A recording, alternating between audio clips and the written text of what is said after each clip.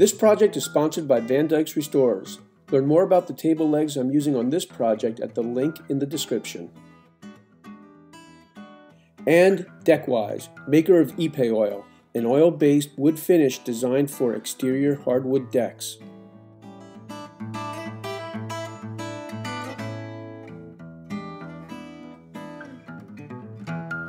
Hey everyone, and thanks for tuning in.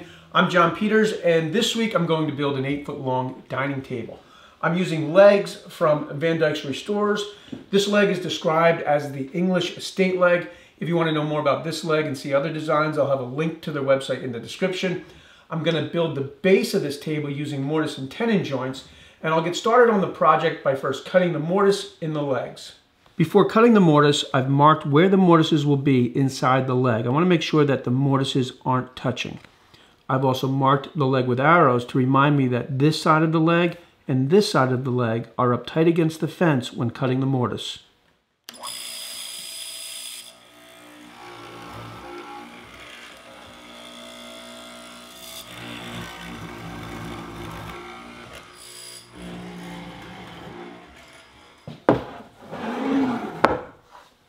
Now that I have the mortises cut on all 4 legs, I'll get to work on the apron of the table. I'm making the apron out of 5/4 Sapele, 5/4 by 6, which measures about 1 1/16 by 5.5. I'll cut the boards to length and then cut the mortise with a straight bit in the router.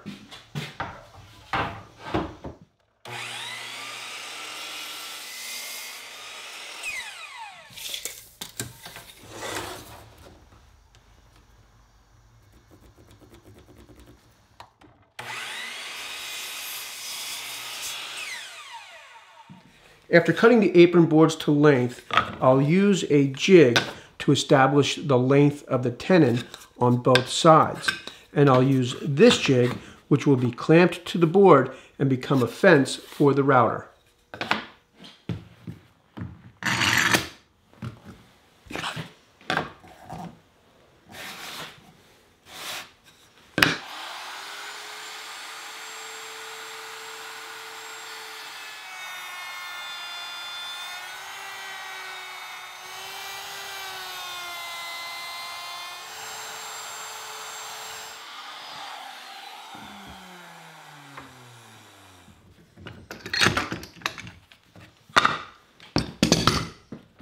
I'm swapping out my table saw blade with a molding cutter, and I'm going to use this to put a bead profile at the bottom of the apron.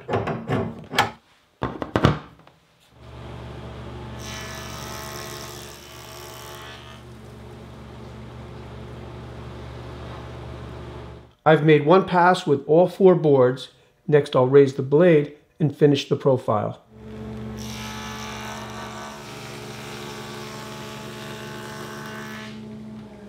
I put the blade back in the saw, and I'll run the board through one more time and clean up this little bit left behind.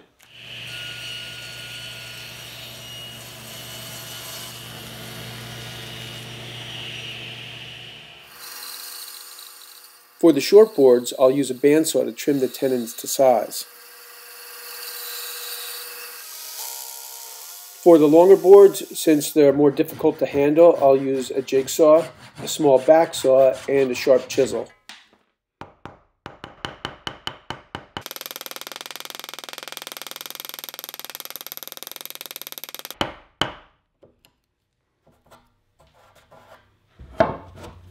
Once I cut the tenons, I dry fit all the parts, and once everything fit good, then I clamped the 2 longer sides of the table together first. I let the glue set up overnight, and the following day my friend Peter stopped by to give me a hand with the rest of the glue up. So we'll just take our time. You have to be coming to me, son. Pretty good? You feel pretty good there? Yeah. Don't have to go too tight. No, it's tight. Now we're going to lift it off. I'm going to go over here, and then we'll get another clamp on the legs. So that looks pretty good, and then I'll clean up all the glue squeeze out with a wet paintbrush. It looks nice.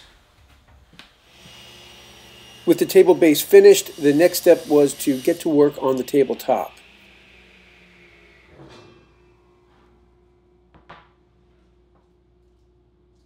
I'm using the biscuit joiner to join the boards and make the top, and I'll put my first biscuit at about 8.5, 9 inches from the edge. You don't want to be too close to the edge because you could accidentally cut into the biscuit when you're cutting the top to size.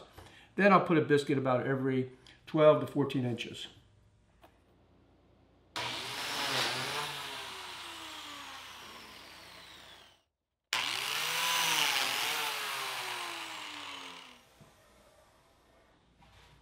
This is a pretty big and heavy tabletop to glue up by yourself, and you can see that I'm gluing it up in 2 parts and then I'm joining the 2 parts together.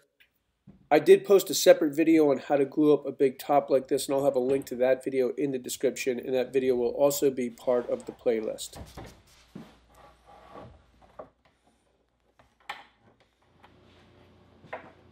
Before the glue sets up, I'm going to use sawdust to remove the majority of it, and then I'll wipe away all of the glue with a wet rag. I've unclamped the boards and I've already sanded the bottom of the tabletop with 80 grit sandpaper in the belt sander. Now I'm working on the top, and I like to sand across the grain first, and once I've got the boards nice and flat, then I'll sand with the grain, removing the scratches.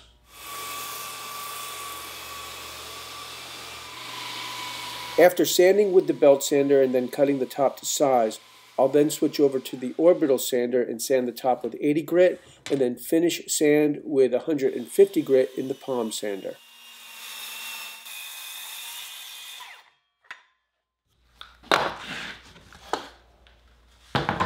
Since this table is going to live outside, I'm using a 3/8 straight bit in the plunge router to create a drip edge at the bottom of the tabletop.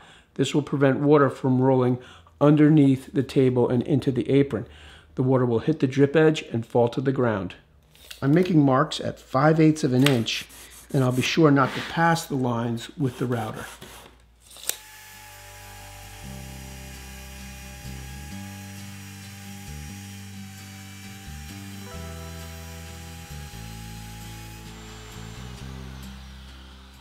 For the finish, I'm going to first seal the wood with Wise Coat from Deck Wise, and I'll let this dry overnight. This will kind of raise the grain, and the following day I'll give the tabletop a light sanding with 150 grit sandpaper.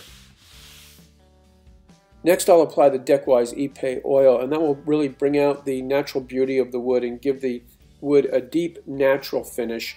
And I posted a video on why I chose this finish for this project, and I also talk a little bit about the painting process for this project, and I'll have a link to that video in the description, and I'll also have it on the playlist. Adding nylon domes to the bottom of the legs will help prevent the legs from absorbing moisture from the ground. Got it like that? Perfect. I'm attaching the tabletop with 1 screw through each brace right in the center. That way the table can expand and contract. I didn't cover the braces on the build, but they will be in the plans. And the brace is simply attached to the apron with pocket hole screws. Around the edge of the apron, I'm using wooden clips, and I made these to fit in slots made with the biscuit joiner.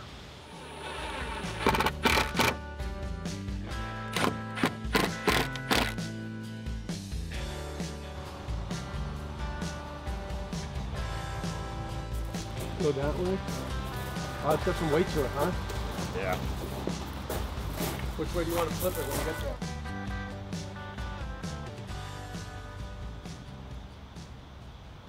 Okay, well, I am really happy with the way this table turned out. I love the leg design, the way it works with the bead in the apron, the nice long grain of the sapele wood, and this oil finish. This is a little different for me, but I didn't want to have a heavy film on the table, and if you've been following along with the other videos that will be in the playlist, you'll know that this table is going to have 2 lives. It will start out at my mom's, being an outside table. I've got a big family with a lot of kids and grandchildren, and the idea here is that they are going to naturally distress this table, and then when my daughter is a grown woman years and years from now, she'll get this table and she'll have all those memories of sitting there with her cousins and maybe smashing crabs and a lot of good memories. I think there's something really special about a table, so I like to put a lot of time and care into a project like this. If you're going to build this project, definitely check out the playlist. There's some helpful tips that will help you build a project that you're proud of, and there will be free plans on my website. As always, thanks for tuning in, and I'll see you next time.